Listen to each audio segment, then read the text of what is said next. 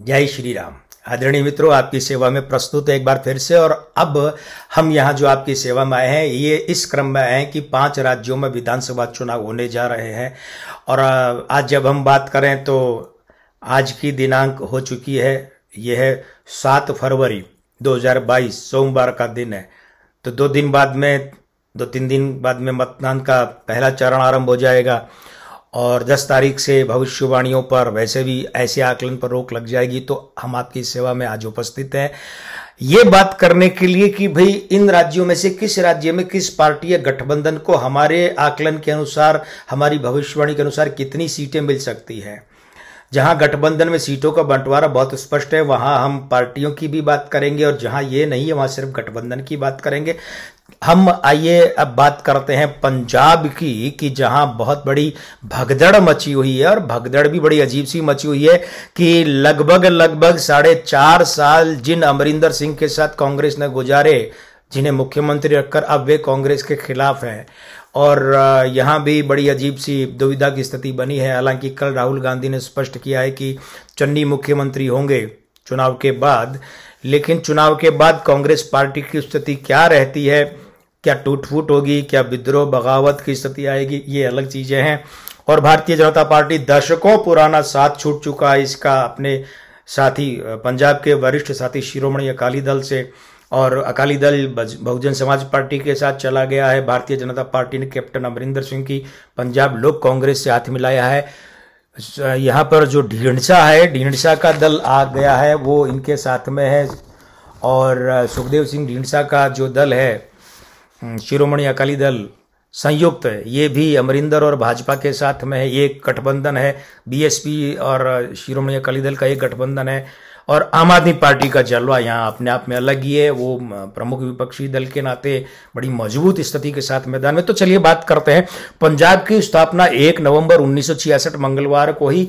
अब यहाँ ध्यान दिए जाने वाली बात यह कि इसका मूलांक 1, भाग्यांक 7, आयुअंक 2, नामांक 5, दिनांक 9, मासांक 2, वर्षांक 4, चलितांक 3 ये बैठते हैं। मतगणना की दिनांक हम लेते हैं तो यहां पर 10 मार्च 2022 गुरुवार की बात है। तो मूलांक 1, भाग्यांक 1, दिनांक 3 है, मासांक 3 है, वर्षांक 6 और चलितांक 3 है। विधानसभा, ये विधानसभा पंजाब की है 16वीं, मतलब इसका 16 का मूलांक क्या बना 7, तो ये भी गणना में काम आएगा। अब देखिए यहां पर क्या है, राष्ट्रीय पार्टियां जो है, जैसे भारतीय जनता पार्टी है, और यहां पर भारतीय राष्ट्रीय कांग्रेस है, जी हम बार बार कांग्रेस कहेंगे, बहुजन समाज पार्टी, ये भी राष्ट्रीय पार्टी है। तो इनके तो हमने पार्टी के अंकों के साथ साथ इनके राष्ट्रीय अध्यक्ष के अंक तो काम लिए ही हैं, लेकिन प्रदेश अध्यक्ष के अंक भी काम लिए हैं। मगर जो क्षेत्रीय पार्टियां हैं, उन्होंने भले चाहे अपने राष्ट्रीय अध्यक्ष भी बनाए हुए हैं और अपने प्रादेशिक अध्यक्ष भी बनाए, जो भी हैं, लेकिन उनके जो भी उनका सर्वे सर्वा है, उनकी भाषा में जो राष्ट्रीय अध्यक्ष है या जो सबसे बड़ा अध्यक्ष है, उसके अंक काम लिया है और पार्टी के अंक काम लिया है। क्योंकि निर्वाचन आयोग के यहाँ जिस पार्टी को जो दर्जा, हम वही काम ले रहे हैं, हम अपनी मर्जी से कुछ नहीं ले रहे हैं। और हाँ, पार्टियों के प्रदर्शन के आधार पर, उनकी सीटों की संख्या के आधार पर एक मानक मापदंड है, जिसको क्लियर करना, पास करने वाली पार्टियों को गणना में शामिल किया जाता है हमारी इस विधि में। तो यहाँ राष्ट्रीय पार्टियों में तो कांग्रेस और भाजपा है ही है, बहुजन समाज पार्टी है। अब पंजाब लोक कांग्रेस जो, इसकी स्थापना हुई 2 नवंबर 2021 को मंगलवार को, अभी कुछ महीने का नवजात शिशु है ये पंजाब लोक कांग्रेस। और इसके जो अध्यक्ष हैं कैप्टन अमरिंदर सिंह, 11 मार्च 1942 बुधवार, ये इनके अंक है।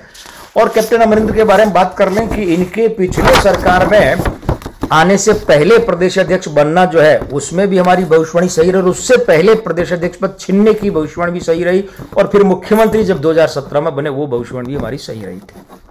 अब देखिए, शिरोमणि अकाली दल संयुक्त जो है, सुखदेव सिंह ढींढसा वाला, वो 17 मई 2021 को बना, कुछ महीने का नवजात शिशु है। आम आदमी पार्टी और केजरीवाल के अंक यहां पर है। शिरोमणि अकाली दल बादल, सुखबीर सिंह बादल इसके अध्यक्ष, इनके अंक लिए हैं। और हाँ, जिस राज्य की हम गणना करते हैं उस राज्य के मुख्यमंत्री के अंक अवश्य काम में लिए हैं। तो यहाँ चरणजीत सिंह चन्नी के अंक काम में लिए हैं। चरणजीत सिंह चन्नी की जो जन्म दिनांक हमें उपलब्ध है, वो 1 मार्च 1963 है, और वो दिन है गुरुवार। अब यहाँ ये देखने वाली बात है कि इनके यहाँ बृहस्पति बहुत अच्छा है, लेकिन सोया हुआ है। तो प्रकट में ये बहुत अच्छे भाषण करता नहीं है, बहुत अच्छे भाषण देने वाले नहीं, लेकिन इन पर गुप्त गुरु का जो एहसान है, कृपा है, वो बहुत है। गुप्त रूप से गुरु की कृपा भी हो सकती है। माँ बगलामुखी, वो अंक 3 वाली है, उनका भी। तो इनके लिए बगलामुखी के हवन पहले भी सफल रहे, ऐसा सुनने में आता है, आइंदा भी करेंगे। और गुरु पद जो भी है उसका आशीर्वाद लेंगे तो पगड़धारी सिख है, ये इनके पक्ष में जाता है, क्योंकि गुरु परंपरा हो जाती है। अब यहां हम बात करें तो कांग्रेस की अगर देखी जाए गणना, तो कांग्रेस के अंक बनते 8.41 अंक, भारतीय जनता पार्टी के बने 6.91, और उसके बाद में आम आदमी पार्टी के 6.77 अंक हैं। बहुजन समाज पार्टी, अकाली दल, ये जो है तो बहुजन समाज पार्टी के 7.0909 अंक बने हैं। अकाली दल सुखबीर यानी बादल वाले के बने हैं 4.68, और अमरिंदर सिंह वाली कांग्रेस के बने हैं पंजाब लोक कांग्रेस के 9.18, और अकाली दल के अगर घटकों की बात करें तो देखिए अब यहां पर ध्यान दिए जाने वाली बात है कि अकाली दल वैसे पंजाब में कुल सीटें कितनी चली ये भी बात कर लेते। 117 सीटें, और 117 सीटों में यहां हम बात करें तो 117 सीटों में बात हो जाएगी कि 2.5% सीटें वो बनती हैं, 3 सीटें जाएंगी अलग से। अब 3 सीटें अलग से जाएंगी तो बंटवारा होगा 114 सीटों को। 114 सीटों के बंटवारे में पहली गणना में अब यहां ध्यान दिए जाने वाली बात है कि कांग्रेस को मिल रही है 29 सीटें पहली गणना में। ये पहली गणना क्या बला, ये थोड़ी देर में आपको वो भी समझ आ जाएगी। आम आदमी पार्टी को पहली गणना मिल रही है 24 सीटें, ये दोनों अकेले लड़ रहे हैं, कांग्रेस को 29 और आम आदमी पार्टी को 24। अब यहां देखिए अकाली दल जो है उसका वो प्रमुख घटक है। अकाली दल जो है वो बहुजन समाज पार्टी के साथ मिलकर लड़ रहा है, लेकिन अकाली दल लड़ रहा है 97 सीटों पर 20 सीटें दी है उन्होंने बीएसपी को। तो यहां प्रमुख घटक अकाली दल को हम अगर लेवें गणना में और बीएसपी को नगण्य माने तो अकाली दल जो है वो 97 सीटों पर लड़ रहा है, यानी इसकी सीटें 114 में से होगी 85%। तो 85% और अकाली दल को पहली गणना में मिल रही 37 सीटें, तो 37 का 85% कितना होता है 31 सीटें। और 31 सीटें किसे मिल रही है, अकाली दल और बीएसपी दोनों को। तो इसमें 2 का भाग लगाएंगे तो 15.5, यानी 15 सीटें मिल रही है बहुजन समाज पार्टी और अकाली दल को। ठीक है, अब यहां जो 37 में से 15 घटा देंगे तो 22 यहां से बच जाएंगी सीटें। और इसके अलावा अगर हम बात करें तो भाजपा है वो लड़ रही है 65 सीटों पर। ठीक है, 65 पर भाजपा लड़ रही है, और 37 सीटों पर अमरिंदर सिंह की लोक कांग्रेस लड़ रही है, और 15 सीटों पर ढींढसा वाला अकाली दल लड़ रहा है। तो इसमें प्रमुख घटक भाजपा को अगर गणनीय माने तो भाजपा के अंक लेने पर यहां भारतीय जनता पार्टी को जो है वह पहली गणना मिल रही 24 सीटें। तो 24 का ये 57.02%, ये कितना होता है, ये होता है 14 सीटें। तो 14 सीटें किसे मिल रही है, भाजपा गठबंधन। कौन है उसमें, भाजपा है, ढींढसा वाला अकाली दल है और अमरिंदर सिंह वाली कांग्रेस है, ये तीनों। तो इसमें 14 में 3 का भाग देंगे तो 4.66, यानी कुल मिलाकर 5 सीटें। तो अभी 24 में से 5 घटाएंगे तो 19 ये बच गई, तो 22 बच गई अकाली दल बीएसपी में से, 19 यहां बच गई, तो 22 और 19 यानी 41 सीटें। अब 41 सीटें किस में बंटेंगी, अकेले कौन लड़ रहे हैं, दोनों कांग्रेस और आम आदमी पार्टी। तो कांग्रेस को इन 41 में से मिल सकती है 22.71 यानी 23 सीटें, 22.71 यानी 23, और आम आदमी पार्टी को 18.29 मतलब 18 सीटें ये मिल सकती है आम आदमी पार्टी को। अब ये सीटें पहली गणना में प्राप्त सीटों में जोड़नी पड़ेंगी। तो पहली गणना में कांग्रेस को मिली 29 सीटें, उसमें जोड़ देंगे 23, तो कुल मिलाकर हो गई 52 सीटें कांग्रेस पार्टी को, है ना। अब आम आदमी पार्टी को पहली गणना में कितनी मिल रही थी, 24 सीटें, और ये दूसरी गणना में मिली 18 सीटें, ये उसमें जोड़ देंगे तो 24 और 18 42 सीटें ये हो गई आम आदमी पार्टी की। तो कुल मिलाकर अब हम अगर देखें तो अंतिम परिणाम पंजाब में हमारे हिसाब से क्या रह सकता है कि कांग्रेस को मिल सकती है 52 सीटें। ध्यान दीजिएगा 117 सीटें हैं पंजाब विधानसभा की, और 117 सीटों में 59 सीटें चाहिए सरकार बनाने के लिए। इसका मतलब यह है कि कांग्रेस को मिल सकती है 52 सीटें, तो ये सरकार बनाने से दूर है। आम आदमी पार्टी को मिल सकती है 42 सीटें, तो ये भी सरकार बनाने से दूर है। अकाली दल को अकेले को मिल सकती है 12 सीटें और इसके साथ ही बहुजन समाज पार्टी को मिल सकती है 3 सीटें।